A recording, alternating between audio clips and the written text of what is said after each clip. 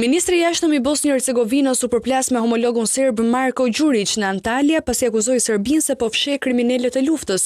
Elmedin Konaković mori pjesë në takimin e tretë ministror të iniciativës rajonale Platforma për Paqen në Ballkan që u mbajt në Antalya. Në një panel ku mori pjesë ministri i jashtëm serb Đurić, ai kritikoi jashtë përqendrimin e udhëheqjes serbe të udhëhequr nga Aleksandar Vučić ndaj Bosnjës dhe Hercegovinës.